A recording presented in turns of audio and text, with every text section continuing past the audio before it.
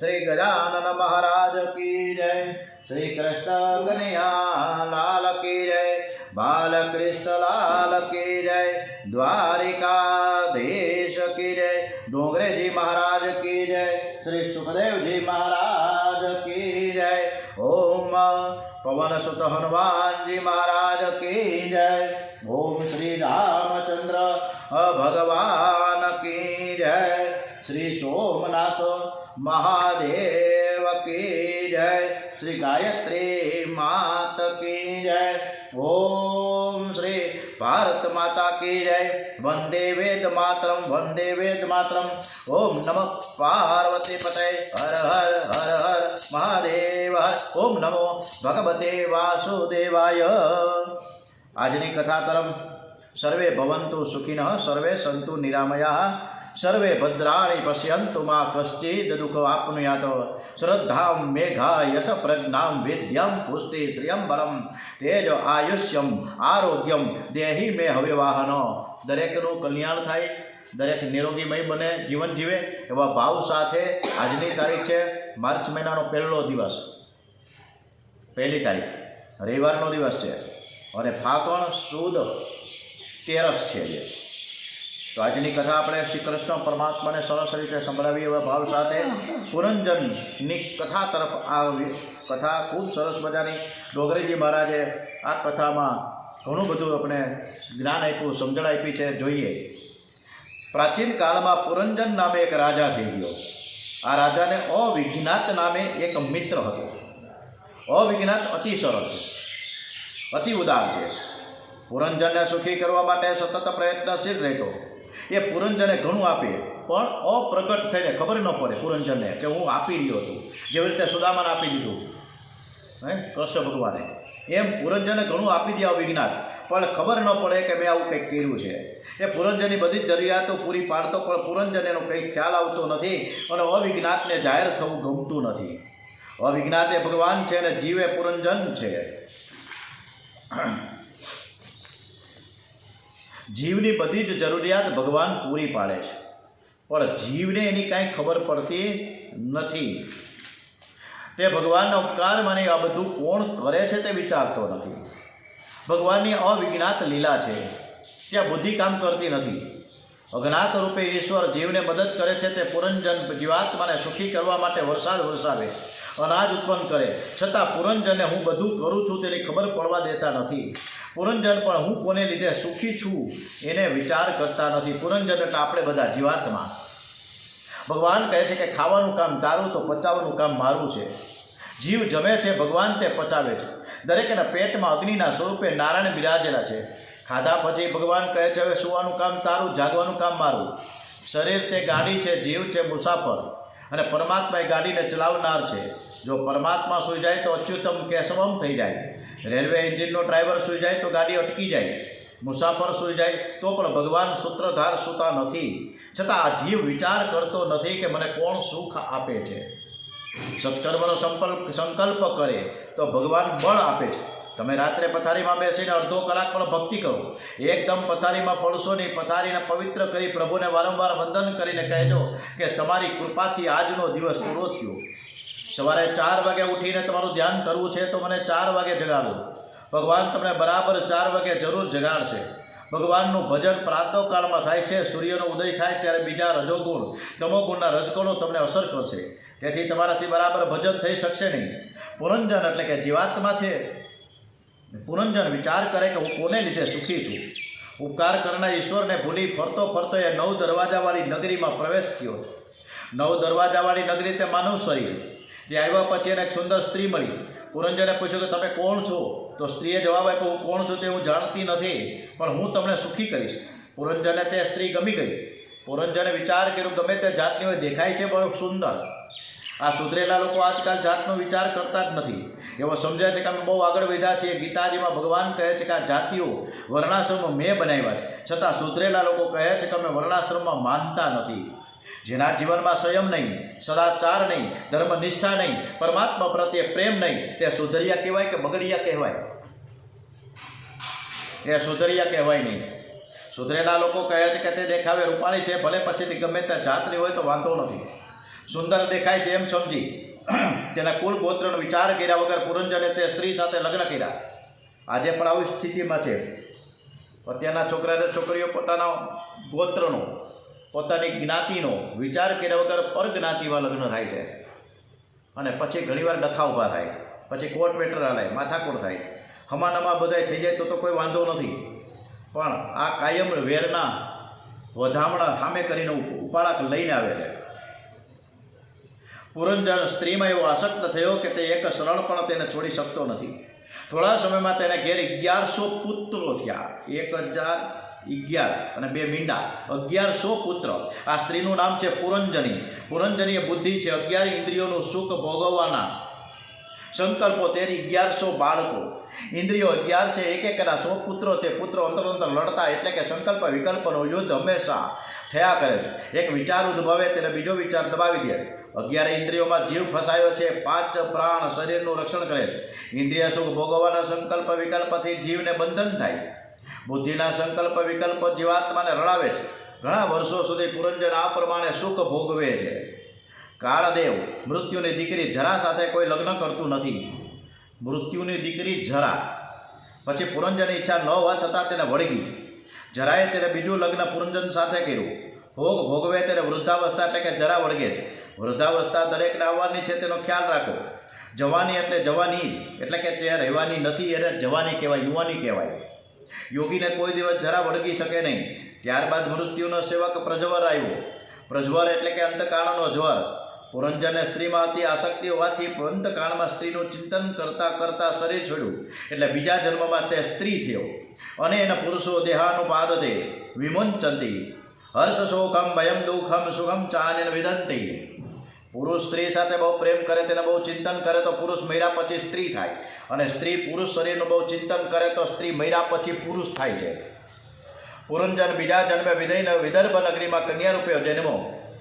પુરંજન સ્ત્રીનું ચિંતન કરતાં કરતાં સ્ત્રી થયો. દરેક પુરુષોને સાવધાન કરવામાં આવે છે કે કોઈ સ્ત્રીનું બહુ ચિંતન કરશો નહીં, નહીંતર બીજા જન્મમાં સાડી પહેરવાનો વારો આવશે. આ ડુંગરીજી મહારાજ કહે છે જાહેરમાં, સભામાં. બાલ્યાવસ્થામાં તથા વૃદ્ધાવસ્થામાં સત્કર્મો કરેલા, જુવાનીમાં પાપ કરેલું, છતાં આ પુણ્યના પ્રતાપે વિદર્ભ દેશમાં એક કર્મકાંડી બ્રાહ્મણે ત્યાં પુરંજનનો કન્યા રૂપે જન્મ થયો છે. મર્યાદા ધર્મનું પાલન કરતાં કરતાં દ્રવિડ દેશના પાંડ્ય રાજા સાથે લગ્ન થયા. લગ્ન પછી એક કન્યા અને 7 પુત્રો થયા. પહેલા કન્યા થઈ તે ભક્તિ, અને પછી 7 પુત્ર. એ ભક્તિના 7 પ્રકાર છે. ભક્તિના 7 પ્રકાર છે. ક્યાં ક્યાં સમજીએ આપણે. પહેલા છે શ્રવણ, પછી કીર્તન, પછી સ્મરણ, પાદ સેવન, અર્ચન, વંદન અને દાસ્ય.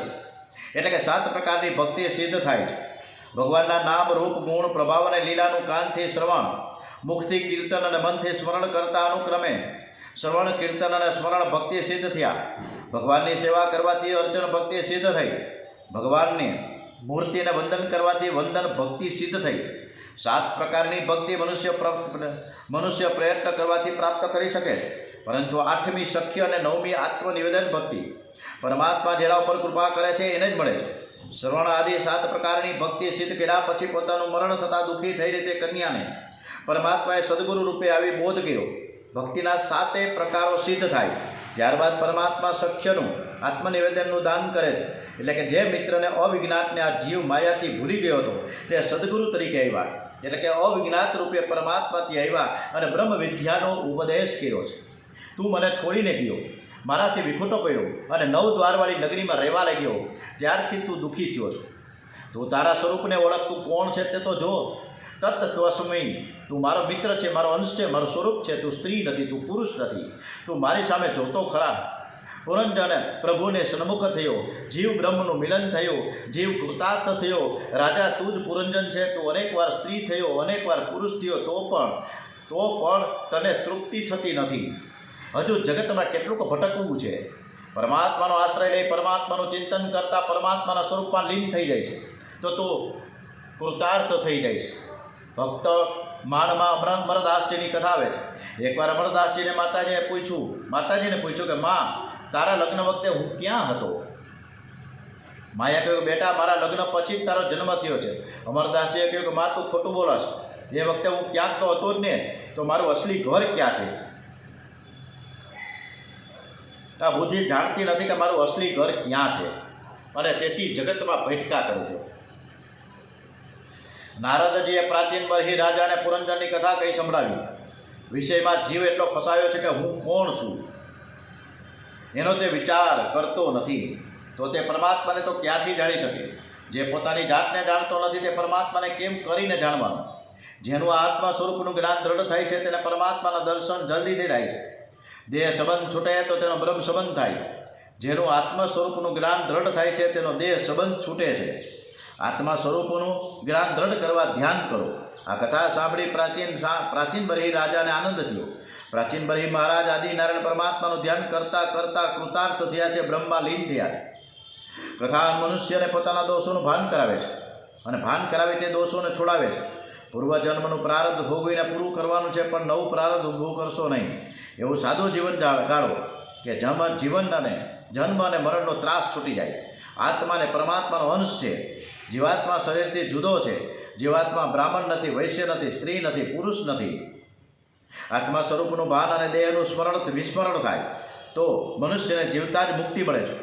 મનુષ્યને જગત નથી એવો અનુભવ થાય છે, પણ હું તો નથી એવો અનુભવ થતો નથી. અહમનું વિસ્મરણ કદી થતું નથી. નારાયણ સરોવરના કિનારે પ્રચેતાઓએ 10,000 વર્ષ જપ કરેલા, ત્યારે તેની સમક્ષ ભગવાન નારાયણ પ્રગટ થયેલા. જપથી મનની શુદ્ધિ થાય છે.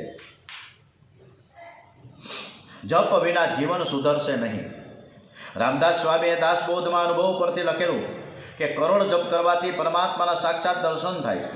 જપથી પૂર્વજન્મના પાપ બળે છે. જપનું ફળ તરત જ જોવામાં ન આવે તો માનવું કે પૂર્વજન્મમાં પાપ હજુ બાકી છે, તેનો નાશ થઈ રહ્યો છે. તે વિશે વિદ્યારણ્ય સ્વામીનું એક દ્રષ્ટાંત સમજવા જેવું ડોંગરેજી મહારાજે કીધું છે. વિદ્યારણ્ય સ્વામી ગાયત્રી માતાના પરમ ઉપાસક હતા. એમની સ્થિતિ ગરીબ હતી, એટલે આદ્ય અર્થ પ્રાપ્તિ માટે તેમણે ગાયત્રી મંત્રના 24 પુરસ્ચરણ કર્યા, છતાં અર્થ પ્રાપ્તિ ન થઈ. તેથી કંટાળીને તેઓ સંન્યાસી બની ગયા. સંન્યાસ લીધા પછી તેને ગાયત્રી માતાનો સાક્ષાત્કાર થયો. તે દર્શન આપ્યા. એના પર પ્રસન્ન થઈ પધારેલા ગાયત્રી માતાએ કહ્યું કે માંગે તે આપું. વિદ્યારણ્ય સ્વામી કહે કે માતાજી, જ્યારે મને જરૂર હતી કે જ્યારે તમે ન આપ્યા, હવે મારે કોઈ બાબતની જરૂર નથી, પણ તમે મને એટલું બતાવો કે મારા ઉપર તે વખતે તમે તરત જ કેમ પ્રસન્ન ન થયા.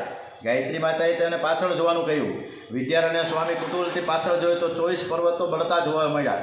એ આશ્ચર્યચકિત થઈ માતાજીને પૂછે કે માતાજી, આ કૌતુક શું છે? મને તે સમજાવો. તો ગાયત્રી માતા કહે છે, જે જોયું છે તે તારા પાપો છે. એ તારા અનેક જન્મના પાપો તે કરેલી તપસ્યાથી બળી રહ્યા છે. 24 પર્વતો જેટલા તારા પાપનો ક્ષય થયો તે બધા બળી ગયા. એટલે હું તારી પાસે આવી. જ્યાં સુધી મનુષ્યના પાપનો ક્ષય ન થાય અને જીવ શુદ્ધ ન થાય ત્યાં સુધી મારા દર્શન થતા નથી. વિદ્યારણ્ય સ્વામી હાથ જોડીને કહેવા લાગ્યા કે મહારાજ, મારે હવે કાંઈ જોઈતું નથી. આપના દર્શન માત્રથી હું શુદ્ધ થયો છું. મારી સર્વ મનોકામના પૂરી થઈ છે.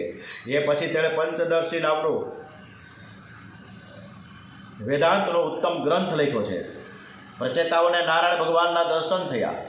નારાયણે આજ્ઞા કરી કે ઘેર જઈને તમે લગ્ન કરો. પ્રચેતાઓ કે અમારે લગ્ન કરવું નથી. નારાયણ એને સમજાવે છે કે લગ્ન કર્યા વગર સંન્યાસ લેશો અને પછી મનમાં કદાચ વિકાર વાસના જાગે તો બહુ પતન થશે. લગ્ન સાવધાન થઈને કરો. 1-2 બાળક થયા પછી સંન્યાસ લેશો તો વાંધો નથી. આ જીવ અનેક જન્મોથી કામ સુખ ભોગવતો આવ્યો છે. માતા પિતાના મનમાં કામ વાસના જાગી ત્યારે આ શરીરનો જન્મ થયો છે. શરીરનું મૂળ જ કામ છે. લગ્ન કરો તો એ સમયે એક પુરુષમાં એક સ્ત્રીમાં સ્થિર કરી ધર્મની મર્યાદામાં કામ સુખ ભોગવી પછી એનો ત્યાગ કરો. 2 બાળક થયા પછી અમે ગમે તેવો 2 બાળક થયા પછી તમે સંન્યાસ લ્યો. પ્રચેતાઓ કહે લગ્ન થયા પછી ગમે તેવો જ્ઞાની જીવ પણ ગફલતમાં પડે છે. ગૃહસ્થનું જીવન જ બધું એવું હોય છે. ગૃહસ્થાશ્રમમાં સાવધાન રહેવું ઘણું કઠિન છે. કેટલાક લોકો સંભાવ રાખી શકતા નથી. કેટલીક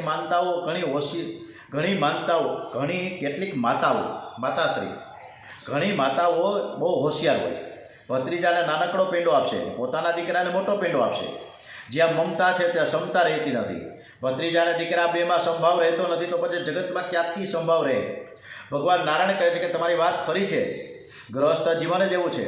ગૃહસ્થ જીવનમાં જ્ઞાન ઢંકાયેલું રહે છે. ભક્તિ માર્ગમાં વિઘ્ન આવે છે. પણ તમે એક કામ કરશો તો હું તમને ગાફેલ નહીં થવા દઉં.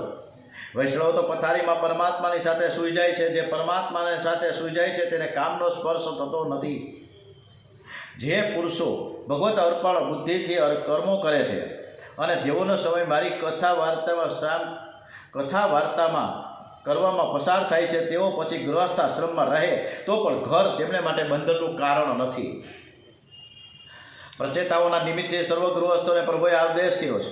ગૃહસ્થાશ્રમમાં પ્રવેશ કર્યા પછી વધારે નહીં તો 24 કલાકમાં 4 કલાક તો મારા માટે સમય ફાળવવો જોઈએ.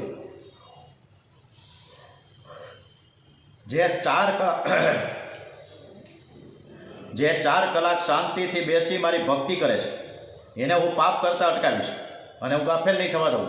8-10 કલાક ધંધો કરો, 5-6 કલાક નિદ્રામાં ગાળો તો વાંધો નથી. પરમાત્માને માટે 4 કલાકનો સમય અવશ્ય રાખજો.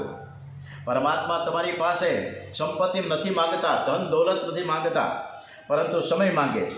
તમે 4 કલાક એક આસને બેસીને ભક્તિ ન કરી શકો તો સવારે 1 કલાક બેસો, બપોરે 1 કલાક બેસો, રાત્રે સૂતા પહેલાં ભક્તિ કરો. રાત્રે જે ભક્તિ કરતો નથી તે પાપ કરે છે, તેને કામ મારે છે. રાત્રે ખૂબ ભક્તિ કરજો. 24 કલાકમાં 4 કલાક જે નિયમિત ભક્તિ કરે છે તેને ભગવાન અવશ્ય પાપ કરતા અટકાવે છે. મન શુદ્ધ થાય ત્યારે જાણજો કે ઈશ્વરની કૃપા થઈ. બાકી મનુષ્યની વૃત્તિ તો એરણની ચોરી કરીને સોયનું દાન કરવાની હોય છે. આવી વૃત્તિ હોય તો છોડાવવી જોઈએ. માટી પથ્થર અને સુવર્ણ સમાન છે તેવી દ્રષ્ટિ કેળવવી જોઈએ. રાંકા અને બાંકા જેવો વૈરાગ્ય કેળવવો જોઈએ. એક દિવસ રાંકા અને બાંકા નામના પતિ પત્ની રસ્તેથી પસાર થઈ રહ્યા હતા. રાંકા આગળ ચાલે, પાછળ બાંકા ચાલે. રસ્તામાં રાંકાએ સોનાનો હાર જોયો. થયું કે બાંકાની દ્રષ્ટિ હારવું જોઈને બગડશે, તેથી તેણે હાર ઉપર ધૂળ નાખી. એ હારને ધૂળથી ઢાંકી દેવામાં આવ્યો જેથી તે હાર બાંકાની દ્રષ્ટિએ ન પડે. એને આમ કરતાં જોઈને બાંકા પૂછે, તમે આ શું કરો છો? મૂળ ધૂળ શા માટે ભેગી કરો છો? તમે ધૂળ ઉપર ધૂળ શું કામ નાખો છો? હજુ તમારા મનમાં સોનું છે, આ ધૂળ છે એવી ભાવના જ રહી કેમ? એટલે રાંકા કહે કે તું મારા કરતાં પણ વધી. તેના વૈરાગ્યનો તો બાંકો છે. સંતોને પણ ધૂળ અને સોનું સરખા જ હોય છે. આવી અનાસક્તિ કેળવવી જોઈએ. કરેલા સત્કર્મને ભૂલી જાઓ. પુણ્યનો અહંકાર તમારી પાસે આવી ગયો છે. આ અહંકાર ગયા વિના ચિત્ત શુદ્ધિ શક્ય નથી. પુણ્યને ભૂલી જાઓ પરંતુ કરેલા પાપને યાદ રાખો. આ માટે મહાભારતમાં આવેલું યયાતિ રાજાનું આપણે એક સરસ મજાનું દ્રષ્ટાંત જોઈએ. યયાતિ રાજાએ ઘણા પુણ્યકર્મો કરેલા, તેથી તેઓ સદેહ સ્વર્ગમાં ગયા. સ્વર્ગમાં યયાતિ રાજા ઇન્દ્રાસન ઉપર બેસવા ગયા. ઇન્દ્ર રાજા ગભરાઈ ગયા. આ તો મારું સિંહાસન પડાવી લેશે કે શું? એવો સલાહ સૂચન લેવા માટે બૃહસ્પતિ પાસે દોડી ગયા. તેઓ બૃહસ્પતિ છે એ દેવોના ગુરુ છે. શુક્રાચાર્ય છે એ દાનવોના ગુરુ છે. અને સર્વ હકીકતનું વર્ણન કર્યું. બૃહસ્પતિએ તેને સલાહ આપતા કહ્યું કે તું યયાતિ રાજા પાસે જઈને પૂછજે કે તે પૃથ્વી ઉપર તમે આજ દિન સુધી ક્યાં ક્યાં પુણ્યો કર્યા છે. તમે સારું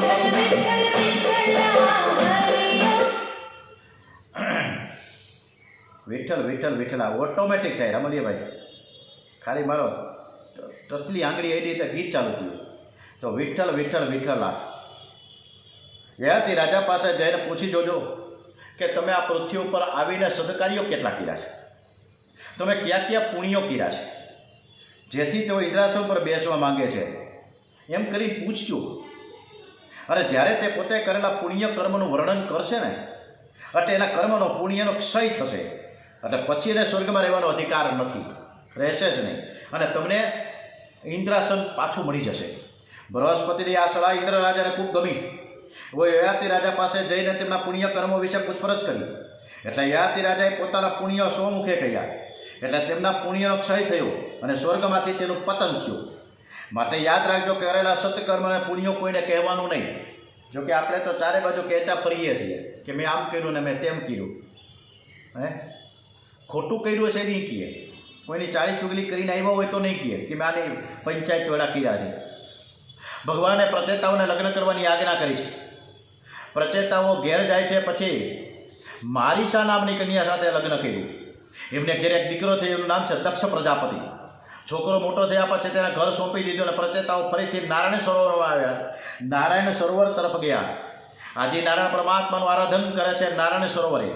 એકવાર તેને નારદજીના દર્શન થયા. પ્રચેતાઓ નારદજીને વંદન કરીને કહે કે અમે ઘેર જઈને ગ્રહસ્થાશ્રમમાં પડ્યા એટલે સુખ ભોગમાં અમે અમારું સર્વ જ્ઞાન ભૂલી ગયા છીએ. અમને શિવજીએ અને નારાયણે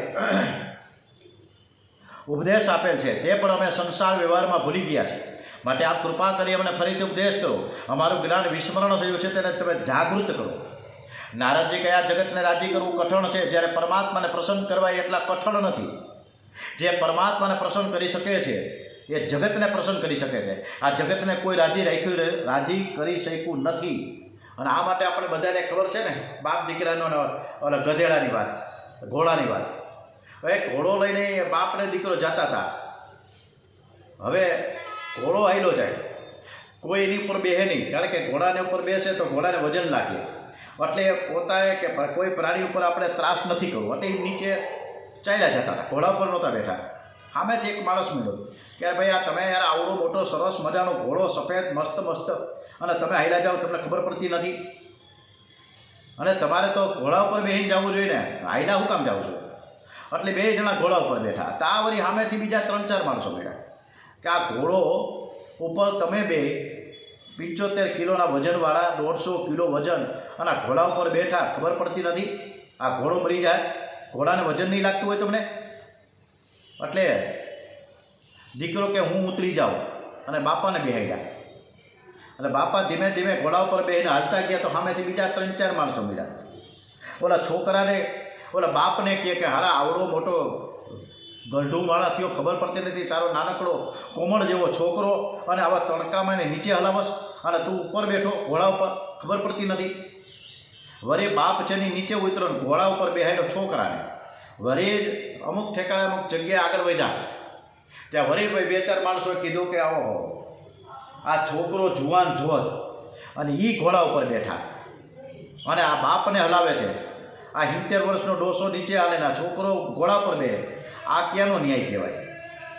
એટલે ઘોડો ઉપર જે બેઠો તો છોકરો એ નીચે ઉતરો. હવે બાપ અને છોકરો બે હાલ્યા જતા હતા. વળી પાછા 2-4 જણા મળ્યા કે આવો મસ્ત મજાનો ઘોડો હાલ્યો જાય છે, નીચે ઉપર કોઈ બેહતું નથી.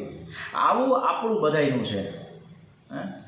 જગતને કાંઈક ને કાંઈક આપણે ગમે તેટલા ખુશી કરવા પ્રયત્ન કરીએ પણ ખુશી નથી, કાંઈક ને કાંઈક ફળી કિરાજ કરશે. સરસ મજાનો લગ્ન પ્રસંગ આપણે ઘરે કર્યો હોય, સરસ મજાનો જમણવાર હોય, સરસ મજાનું આયોજન હોય, તોય ખોચા કાઢવાવાળા ખોચા કાઢશે. એમાં કોઈને બાદ જ નથી. તમે આમ ન કર્યું ને તમે કેમ ના કર્યું? પરમાત્માને પ્રસન્ન કરવા નારદજીએ 3 માર્ગો બતાવ્યા છે. દયયા સર્વભૂતેષુ સંતુષ્ટયા યેન કેન વા સર્વેન્દ્રિય યો પશાંતયા ચ તૃષ્યાસ્તુ જનાર્દન. સર્વે જીવ ઉપર દયા કરો, જે કાંઈ મળે એનાથી સંતોષ માનો, સર્વ ઇન્દ્રિયો ઉપર સંયમ રાખો. આથી પરમાત્મા તરત પ્રસન્ન થાય છે. આ 3 સૂત્ર આપ્યા છે. નારદજી આપણને 3 માર્ગ બતાવ્યા છે. જો પરમાત્માને પ્રસન્ન કરવા છે તો તમે દરેક જીવો ઉપર દયા કરો. જે જૈન લોકો છે એક નાનકડું મચ્છર કે માખીને પણ મારતા નથી. બધા ઉપર દયા કરો. જે કાંઈ મળે એમાં જે કાંઈ પ્રાપ્ત સ્થિતિ આપણને જે કાંઈ મળ્યું છે એમાં સંતોષ માનો અને સર્વ ઇન્દ્રિયો પર સંયમ રાખો. આથી પરમાત્મા તરત પ્રસન્ન થાય. આ 3 ઉપાય જે કરે તેના પર ભગવાન કૃપા કરે છે. ઇન્દ્રિયો પર સંયમ રાખો અને તેને વિષયમાંથી દૂર કરો. સંયમ વગર જીવન સફળ થતું નથી. ઝેર ખાવાથી જ મનુષ્ય મરે છે તેનું ચિંતન કરવાથી કે હાથમાં ઝેર રાખવાથી મનુષ્ય મરતો નથી, પરંતુ ઝેર હાથમાં લીધું ખાવું જોઈએ તો મરે ને મારા, એમને ક્યાંથી મરે? વિદુરજી કે મેં જે સાંભળ્યું છે તેનું મારે ચિંતન કરવું છે. ગાય માતાને ઘાસ ખવડાવો તો તે બધું એક સામટું પેટમાં ઉતારશે નહીં, એ ગળામાં રોકી રાખે છે અને જ્યારે તેને ફુરસદ મળે ત્યારે તે ધીરે ધીરે ધીરે ધીરે વાગોળે છે. તમે પણ ઘેર ગયા પછી કથાને વાગોળજો. આજે કથામાં મેં શું સાંભળ્યું, પુરંજન કોણ હતું, અવિજ્ઞાત કોણ હતા, આ બધું આપણે એક એક સિદ્ધાંત કથાનો યાદ રાખીએ. આજે મારે આ કથામાં જે આવ્યું છે એનું મનન કરવું. હું ઈશ્વરથી વિખૂટો પડ્યો છું તો કેમ પડ્યો? હું જ પુરંજન છું. આવું બધું વિચારીને કથાનું વારંવાર ચિંતન કરજો. મૈત્રીજીએ વિદુરજીના કથા સંભળાવી છે. વિદુરજીને ત્યાં મુક્તિ મળી. આ પ્રચેતાઓની કથાથી વક્તાના શ્રોતાના પાપ બળે છે. ઇતિ ચતુર્થ સ્કંદ સમાપ્તમ. શ્રીમન્નારાયણ નારાયણ નારાયણ શ્રીમન્નારાયણ નારાયણ.